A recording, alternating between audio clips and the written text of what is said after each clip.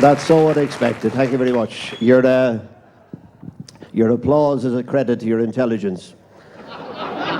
You probably guessed by now that I am, of course, Irish. Yeah. Well, by a friend of me father's. Yeah.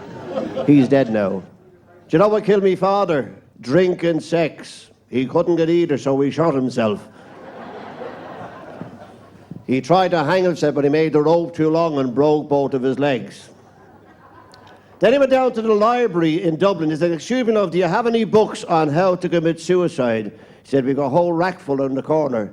He came back, he said, "Excuse me, love, there's only one book around there." "Yes," she said, "they don't bring them back."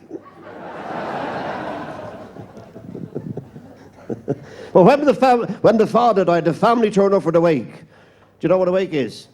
It's a bit like this, only a lot livelier. And you don't have to pay to get in. Well, when somebody dies in Ireland, we have a great big hoolie and everybody has a good time, except the principal guest. Because he's dead. The Scots might recognise me, actually, because I come from a place you'll all have heard of. I come from Dublin. That's a city with a very dense population. It's great. No, it's lovely. I don't know if you've been. It's one of those wonderful cities, Dublin, where you go out for an evening you'll never forget, and it always ends up as a night you can't remember. Do you know why?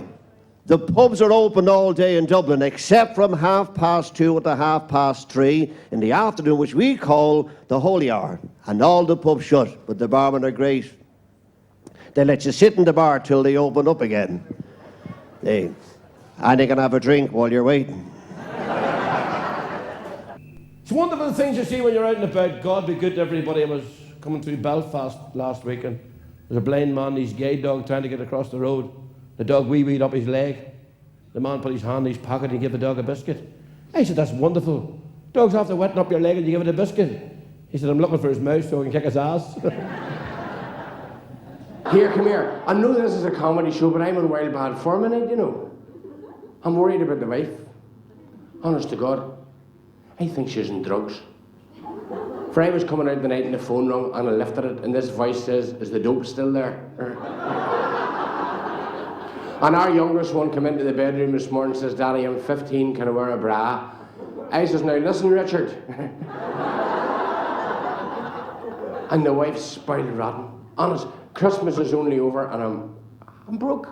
Look, that's all I have left, like a quid. Do you know what she got for Christmas? Plastic surgery. She did. I cut up her Visa card. She got her Visa card stolen and I didn't report it to the police. For the fella that stole it wasn't spending as much as she was. Do you know what all happened to me tonight? My car broke down 2 miles from here. Did you ever try and hit your lift? Here I am tonight, look.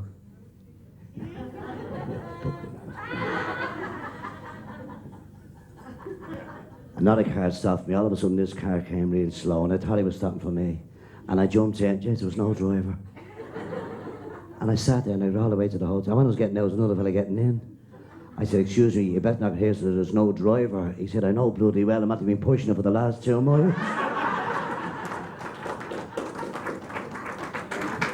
They told us to watch the fashions that the ladies wear here tonight. If a girl has red hair, she's wearing a red dress. If she's black hair, she's wearing a black dress. Jesus, there's a few baldy women here. I was reading the paper tonight. You know what it said in the paper tonight? It said that 1 in every 3 women are sex mad. And every time I see 3 women together, I'm wondering which one it is.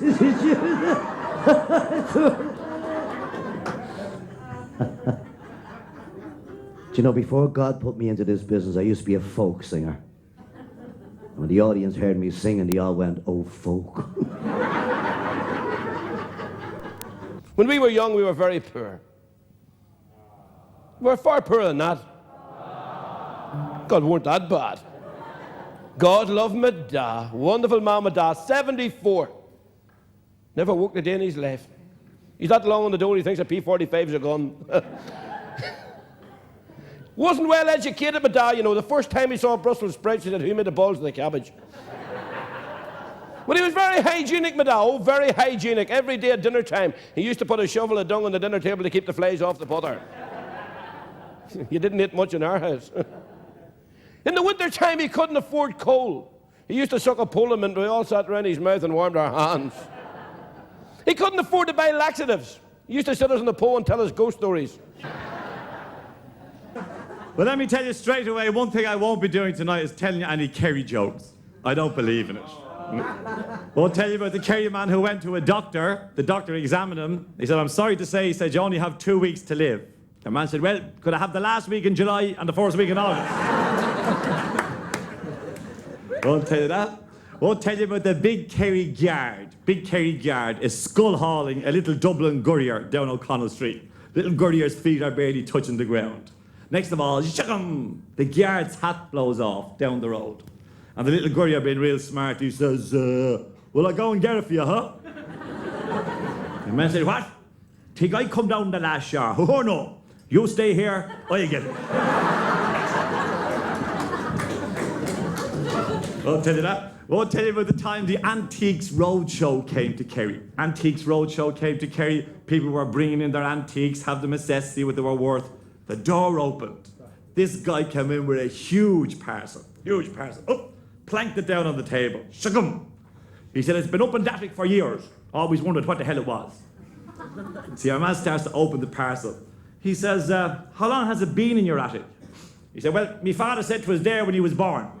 Have you any idea what it could be? The man said, I have. He said, it's a water tank. In Dublin, we don't have a village idiot. Everybody takes it in turns.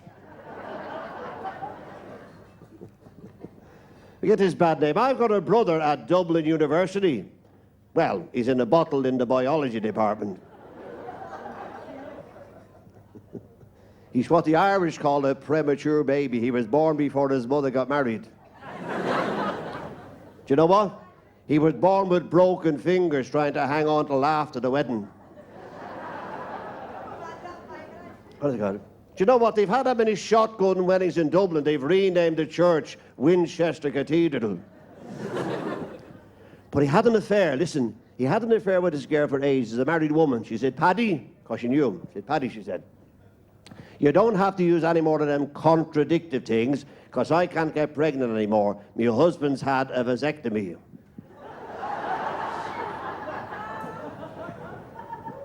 Well, what happened was he went in to have his tonsils removed and somebody turned the trolley around.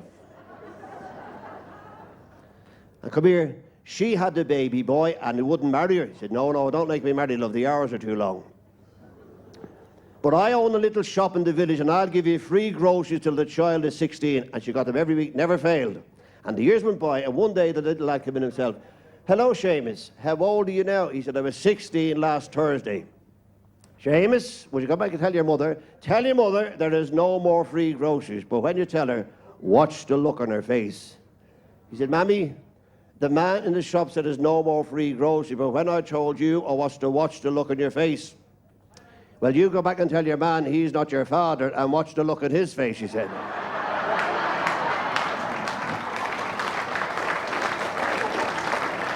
Do you know when you get married, you know, mister, would you join hands and we'll try and contact 11? You know when you get married and the wife says, I'll always be like this. Could you see the cut of her now? I phoned up the boss in the theatre here. I says I mightn't make it up to the show on Sunday night. This is why what happened. I says I had a bad accident on Tuesday night. He says what happened. I said I was climbing over the wife to get into bed and I burnt my ass in the light bulb. And she's, honest, she was in every diet known to mankind. She was in the Herbalife, the Slim Fast, the Uni Slim. She went in the fish diet for 12 weeks. Never eaten a honey fish. She never lost a pound because she's a queer craving for worms. I walked in there and the fella said, hey, Sil, he said, are you gay? I said, what? He said, are you gay? I said, gay, jeez, I'm not even happy.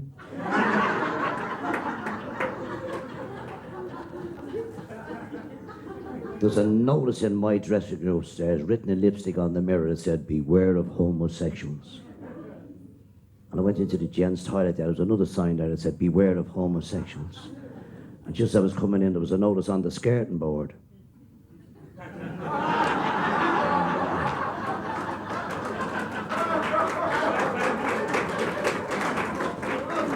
And I bent down to read it. It says, "You've been warned twice." A Yank arrived in Shannon Airport and he hailed a taxi, and wee Paddy pulled up with a taxi. The Yank said, "Could you bring me to the Rand Hotel in Limerick and have me there by 5:30? "No bother at all," says Paddy. "Get into the back of the car." This car was a 1923 Morris Minor JCB. 2 forward and 1 reverse. 5 mile out the road, the Yank said, "Stop the car. There's a cow in a field's got no horns. Back home in Texas, all the cows have got horns. Why the hell has the cow no horns?" Paddy said, "Well, no, sir. 3 reasons why the cow might have no horns." He said, "That cow might have been born without horns. The farmer who owns that cow might have cut the horns off. But the main reason is it's a horse."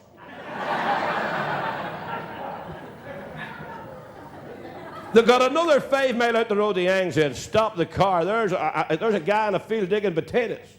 I got to get a photograph of an Irish man digging spuds to take it back to Myrtle in Texas." He got up onto the ditch with this Polaroid camera. He said, "Now, what are you doing there, Petty?" He said, "I'm digging spuds for the dinner." Well, it was a very hot summer. The spuds didn't grow. They were like little marbles. The Yank laughed. "Ha!" He said, "You call those spuds?" He said, "Back home in Texas, we grow spuds bigger than footballs." "Ah," says Paddy, "over here we grow them to suit our mouths." Marvellous, you know. We get a lot of people coming to Ireland now for different reasons. The fishing in the west of Ireland, of course, the golf and around the whole of Ireland. And if you've been over to Ireland, you know in Ireland, the driving is the worst driving in the world. Do you know who the worst drivers in Ireland are? The Catholics. They always pull out at the last minute. Usually to avoid a child. And like most Irish people, I was born a Catholic. That was quite a shock to my parents. They were both Jewish. I'm saving up to be one. Well, listen, I'm half Jewish and half Irish. One half wants to get drunk, the other half doesn't want to pay. And here we are, in this part of the world. You've got the finest comedians in the world come this part of the world, all around Blackpool, Britain, marvellous. But you know, be honest, they couldn't live without Irish jokes or Jewish jokes. The most popular jokes in the world, Irish jokes, Jewish jokes. But if you get an Irish Jew, and we got thousands, it's twice as funny. We had a Jewish doctor in Dublin called Yitzhak O'Reilly. And he gave my father 6 months to live. When my father couldn't pay the bill, he gave him another 6 months. Great humour altogether, man. I was in Dublin recently for my father's 103rd birthday party. He wasn't there himself, he died when he was 36. 2 years before I was born. And you know, he died very peacefully in his sleep. The passengers weren't very happy. No, Drimna is the ordinary part of the south side, and it was great growing up there. I have to say it was a bit rough by times. I mean, I remember cycling down Morden Road in Drimna on a bicycle one day, put out my hand to go around the corner, took it back in, my watch was gone. Only I'd stolen the bike, I'd have been really disappointed. And things haven't changed an awful lot. A couple of months ago, I was driving down the same road in my car, and I got a puncture. So I was out taking the wheel off. Next of all, I see this courier coming up. And he starts to open up the bonnet of my car. I said, "What are you doing?" He said, "If you're getting the wheels, I'm getting the battery."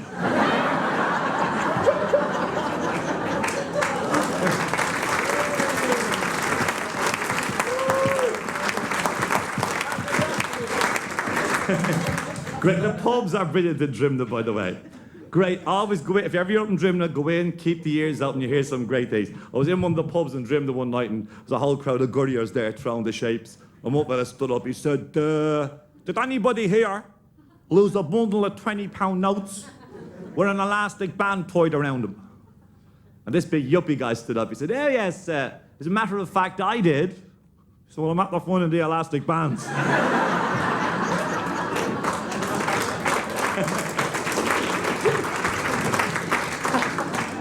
Don't Belfast a bad town, you know. Oh, it is. It is.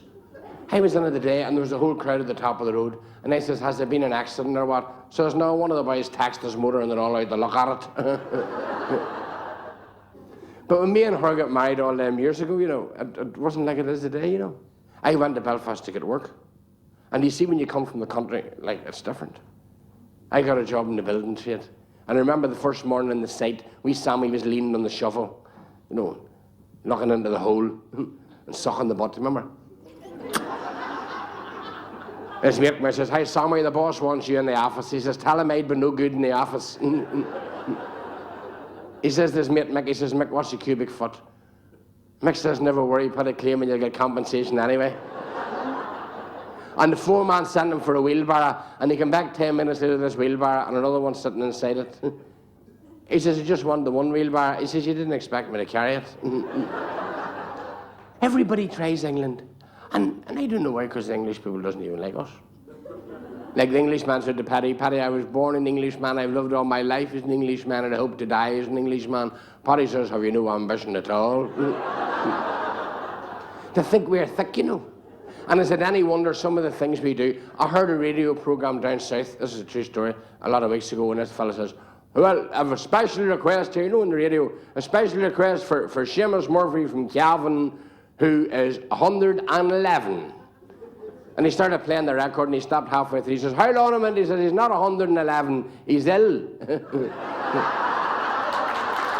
That's the truth.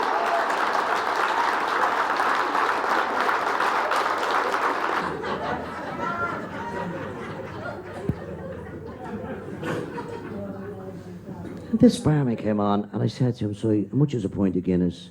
He says, "He tempens." So, "Give us a pint." Tempens.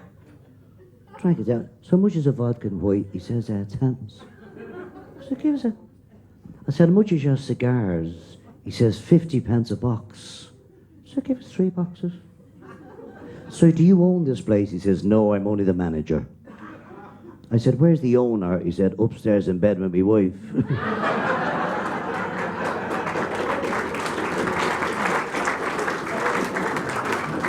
I said, "What's he doing?" He said, "The same as I'm doing to his business down here." She's explaining that to her, look.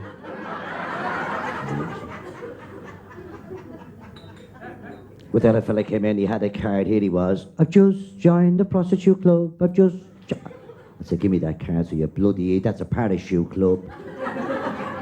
Jeez, it was wonders when your man said I have 5 jumps a week.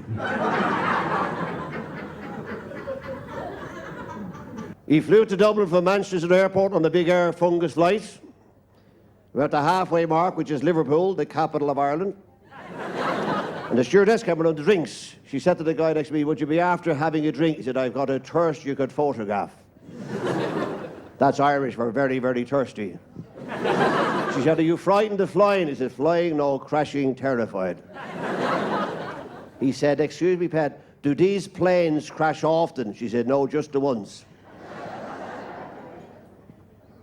"But I can see you're nervous and I'd like to help." She said, "Brandy is a great thing for the nerves. A large drop of brandy, that'll do you good." "There she are, there's a nice Hennessy. Get that down, you'll feel grand." "Oh, I love a drop of brandy, me favourite drink." "If I want another drink before we land in Ireland, what do we do?" She said, "No problem. There's a little button over the top of your head." And she turned to walk away. I looked across, your man has the glass up to the button going.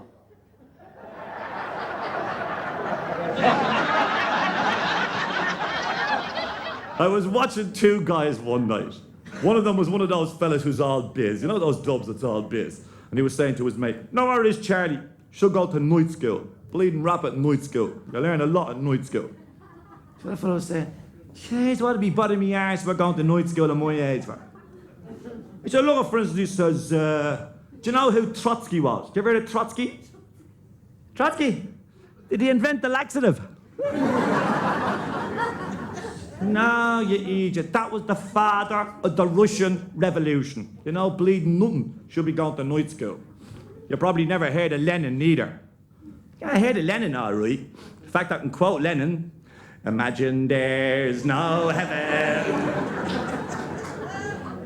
"No, you idiot, not that Lenin. The one that started the revolution with Trotsky, you know, bleeding nothing. You should be going to night school. What about science? Do you know anything about science? Do you know what it is who invented the thermometer? The thermometer? The thermometer? Was it Freddie Mercury?" said, no, you idiot, if he'd have invented a thermometer, who'd you think would put her under their bleeding tongue? You know nothing, you should be going to night school. See, our man's getting seriously cheesed off with this after a while. And he turns around and he says, right, smart Ellie, do you know who Timmy O'Sullivan is? I've never heard of him. He goes, that's the fella that visits your missus when you're at night school.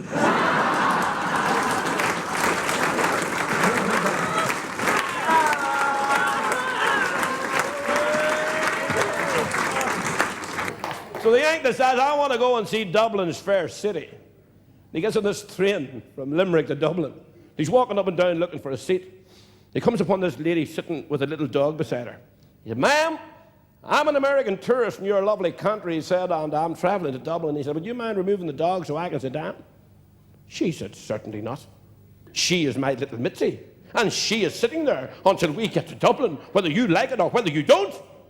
The Yank didn't hesitate at all. He opened the window of the train doing 100 miles an hour. He picked the dog up and he threw it out. Paddy and Mick were sitting opposite. Paddy said to Mick, I can't understand these Americans. They eat their meat with the wrong fork. They drive their cars on the wrong side of the road. And just now that man threw the wrong bitch out through the window.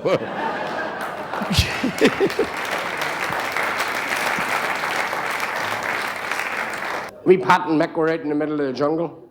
And there was a lion. This is the way lions be lying. And Mick says, Paddy, is that lion sleeping or is it dead?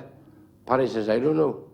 And Mick lifted a big rock and he threw it at the lion, hit it up the gum, the lion, and took a run after him. And Mick says, run, Paddy, run. Paddy says, what would I run for? Sure, I didn't throw nothing at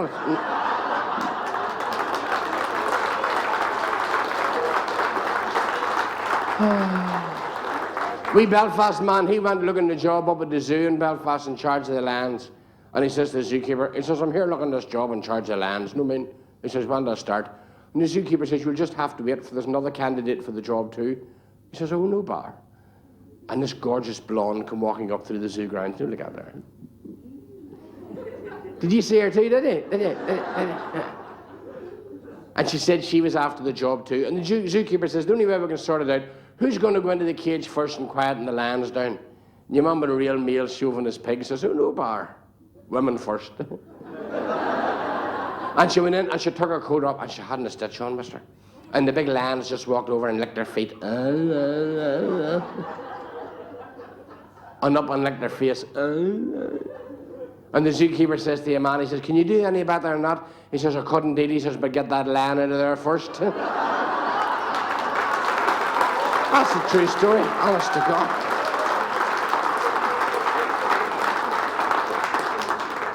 Like a wee Belfast fella, he bought them, they're sharks in Belfast, you know.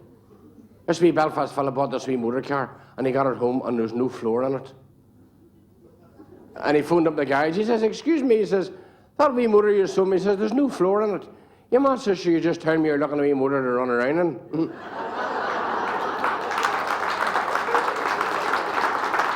I've a wee motor I got myself, so I have. It was one of them houses they built in Ireland about 10 years ago. The house didn't have a chimney. They had to carry the smoke out in buckets. Do you know what? She was terrified of using the washing machine. She said, Mick, how does that washing machine work? This morning I put 7 shirts in. I pulled the chain and I haven't seen the shirt since, she says. And she says, listen, don't go into the toilet looking for the lavatory brush because I thrown the lavatory brush in the bin. We're going back to paper again. Did you ever sit in the doctor's surgery and you don't know who's next? Did you ever you're sitting there, no one knows who's next. And I'm sitting there, there's a girl in the corner, she's breastfeeding a baby. And she looks at me, she, I think you're next.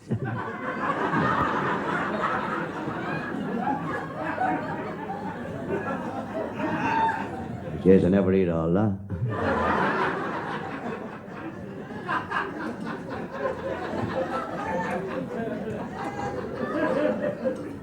There was 3 women in the waiting room, and they had their young daughters with them.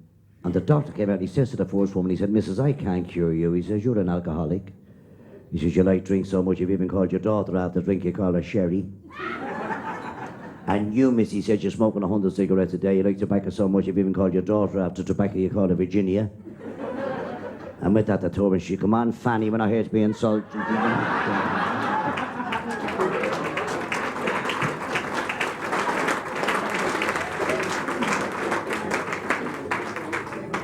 Wonderful. Englishman bought himself a Merc. And he took it over to the west of Ireland.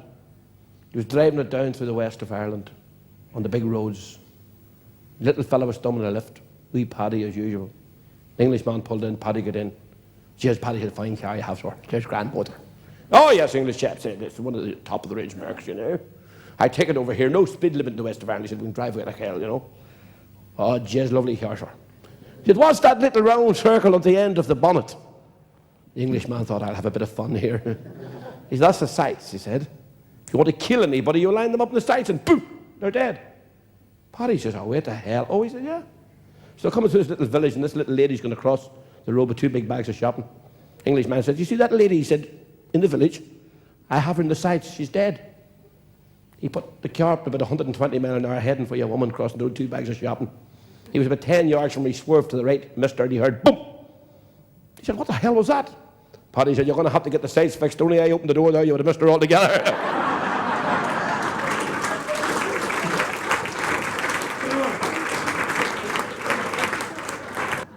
But when I was a teenager, I used to pal around with this guy. He was a disc jockey at the time, lovely fella.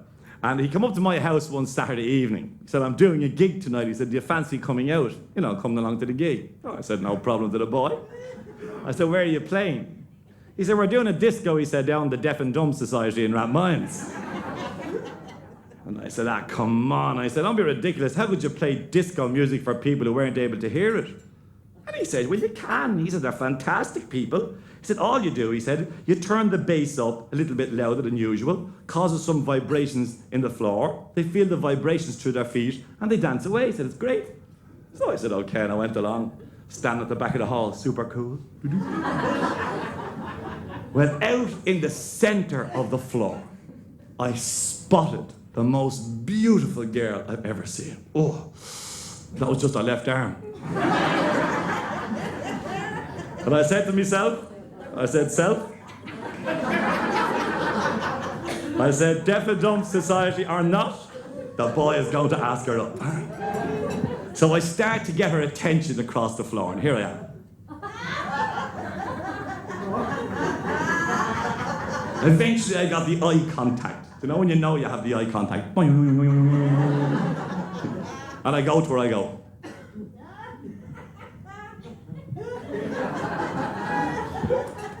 She looks back, she goes. So the two of us are up there dancing away, smiling at each other. Oh, she's beautiful, absolutely gorgeous. And I'm thinking to myself, how am I going to chat her up? Very difficult. So I get this brainwave. Try and tell her about some of my hobbies, like some of the things I do in my spare time. So I go to her and I go. She goes.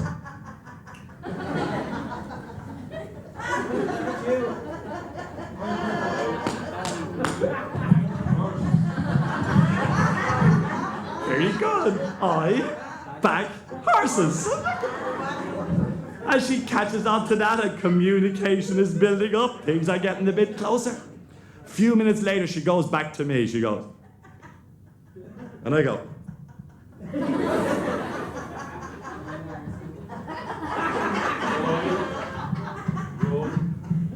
Fantastic, she swims. No, just trying to save you awake. She jogs, great. We've got something in common. Things are really getting close, and it's coming to that part of the dance where I better ask her up for a drink or I'm going to lose her.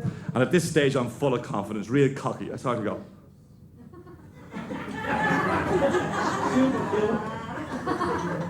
She goes. So the two of us are out there at the bar, drinking away, smiling at each other.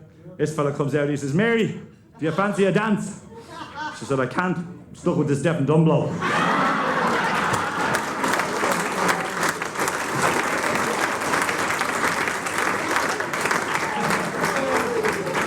Oh, God. Do you know in England you wouldn't get a job in the building trade in England, the length and breadth of it, unless you were Irish?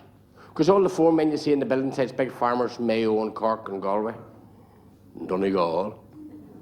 Because this wee Pakistani friend of mine went looking for a job. He says, excuse me, I'm looking a job in a building today. I'm good worker. I work all the hours that God is sending. Oh, your man says, no, you'll be getting to work unless you come from Cork or Mayo or Galway. Irish only employed on the site. He says, excuse me, but my granny, she is Irish. Oh, well, he says, that's different than you can tell your granny to start at 8:30 in the morning. That's the sort of people you have over there. And what about the Irish in America? Did you know NASA? You know them people that send the rockets to the moon and them? Well, they were sending a rocket to the moon and they put 2 monkeys and a wee Irish fella in the rocket going up. And they were sitting out in the big, big sight for going up in the sky. And they come on, like mission control. Mission control to monkey 1. Press buttons for take off, and the wee monkey went, all the computer buttons, and she went,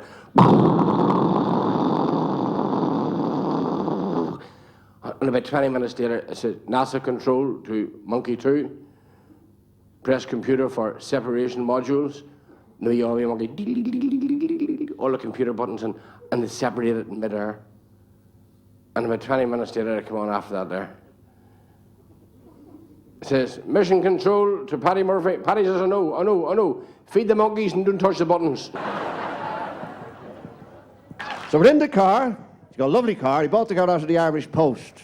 The advert said, car for sale, £300 or nearest offer. He got it for 350. And didn't we get stopped by the police? We did. He said, excuse me, what have you stopped me for? The cop said, you were speeding. He said, well, so were you. He said, you passed me. He said, Mick, you were doing over 95 miles an hour. Well, that's a lie. I haven't been in the car an hour. He said, where have you been? He said, we've been to the cemetery. Oh, he said, who's dead? He said, they all are. He said, have you had a drink? I have, but thanks very much for the offer. I had 4 pints of Guinness, 4 pints of lager, 3 pints of Murphy's, 2 halves of Guinness, and 16 brandies. He said, my God, he said, would you blow into this bag? He said, do you not believe me? He said. What is it? He said, this is a bag. It tells me when you've had enough to drink. He said, I've got one of them at home.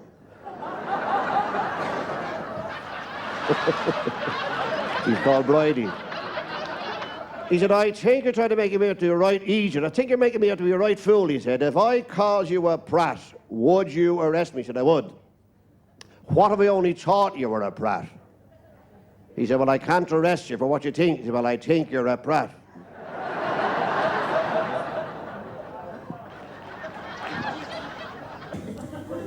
But Burton was my friend in school, He didn't go home till 4:30 one day. And his father said, where were you? See, was kept in. See, what were you kept in for? See, the fella beside me was smoking.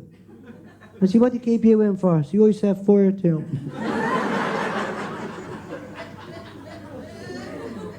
Do you remember we used to compare our fathers? Do you remember in school, my father's braver than your father. No, he's not. He said, my father's the bravest. He said, my father's a fireman. And he goes up the ladders and the blazing buildings and he saves the people. But I says, that's not, he says, my father works in the lifeboats and he goes out in the storms and he stops the people from drowning and brings them in. And the third young fellow was standing there and he didn't say a word. So what's wrong with your father? See, my father's a coward. He's even afraid of the dark. How was that? Well, last week when my ma went to the hospital, he had to get the woman from next door to come in and sleep with him.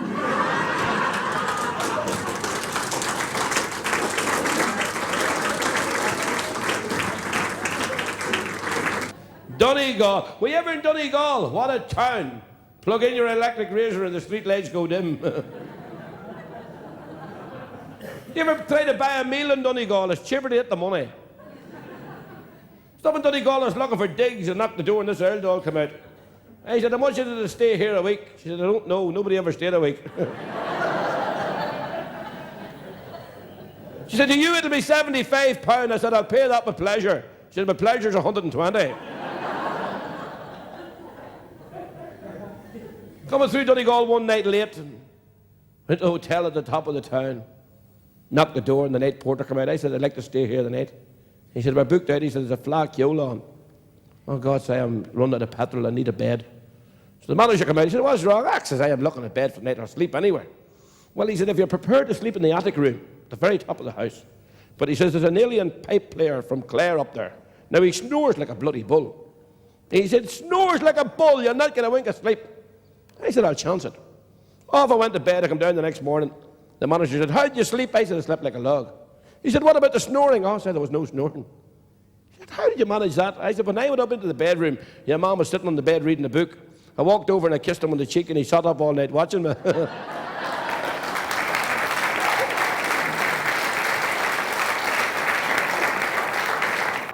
My favourite story, people always say, what's your favourite story?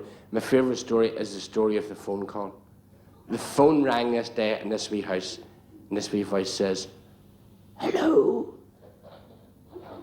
There's Luxembourg breaking in. Hello. And this man says, this is the Bendex washing machine company. Is your mummy in? Yes. Can I speak to your mummy, please? No. Why not? She's busy. Is your daddy in? Yes. Can I speak to your daddy? No. Why not? He's busy too. Is there anybody else there? Says yes. Says who? Says the police. He says, can I speak to the sergeant in charge of the police? Says no. Says why not? Says he's busy. Says there any ordinary constables there? Says yes. He says, can I speak to one of them? Says no. Says why not? Says they're all very busy. Says, is there anybody else there? Says yes. He says who? He says the army. He says, can I speak to the captain in charge of the army? He says no. He says why not? Says he's busy. Says, are there any ordinary soldiers there? Says yes. He says, can I speak to one of them? Says no. Says why not? Says they're all very, very, very busy. He says, your mummy's in, your daddy's in, and the house is full of police and the house is full of soldiers. He says, what are they all doing there? He says, they're looking for me. It's not a good wee story, isn't it? Hannigan, yes, sir. How would you divide 295 potatoes between 752 soldiers? As you mash them? Kerry, yes, sir. Spell paint. See what colour? He says, is there any boy in the class give me a sentence using the word pistol in the sentence? And we had this posh guy from Rathgar. You know these posh people? I hate these posh people, do you? I'll just give you an instance about a guy, how posh he was from Rathgar. He went into a shop the other day. He said, excuse me, could I have some pepper, please? And the girl said, do you want black pepper or white pepper? He said, no, writing pepper.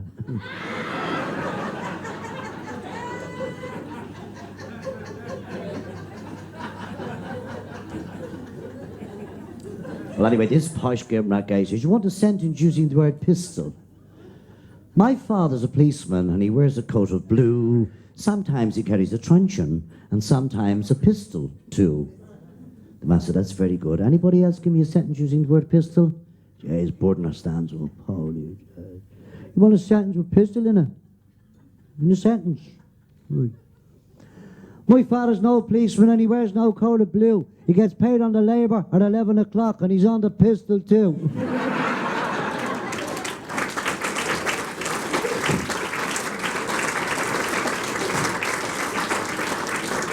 She said, you're an awful man, Paddy. She said, if you won the football pools, would you still love me? He said, I would, but I'd miss you. Do you know what I'm going to tell you? No. He took her out last week for tea and biscuits, and she really enjoyed it. She'd never given blood before. It was her birthday. He bought her a video recorder. She said, where'd you get the money? He said, I sold a television set. Do you know what she got him? She gave him a video of their wedding day. He now plays it backwards to watch himself walking out of the church a single man. Now, Mary wanted an abortion. He said, it's too late, Mary. He's going to school now.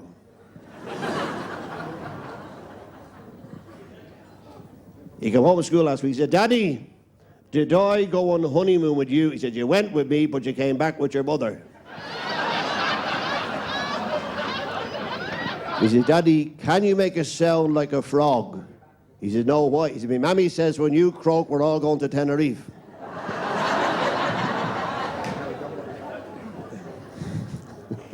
You got to laugh. Somebody has. He was in school the other week and he got a smack in the gob. What's that for? The teacher says, you were copying. I wasn't. He said, you were copying, Sean. The little boy next to you written yes for the first question and you've written yes. For the second question, he's written no and you've written no. For the third question, he's written I don't know and you've written neither do I. They're copying. Well, she was wearing a miniskirt. It was like a pelmet. The wee lad says, please, miss, I can see your ankle from here. Get out, you little devil, and don't go back in here for a week. She threw him out of school. 10 minutes later, little fella says, please, miss, I can see your knees from where I am. You dirty little girl here. Get out and don't go back here for the month. She threw him out of the class. And then she dropped the chalk and bent down to get it. And Sean started walking through the front door. She said, where are you going, Sean? He said, after what I've seen, my school days are over, he said. We'll take you on with us next week. Thanks very much, girls and ladies and gentlemen. Thanks very much. We'll see you again. Bye.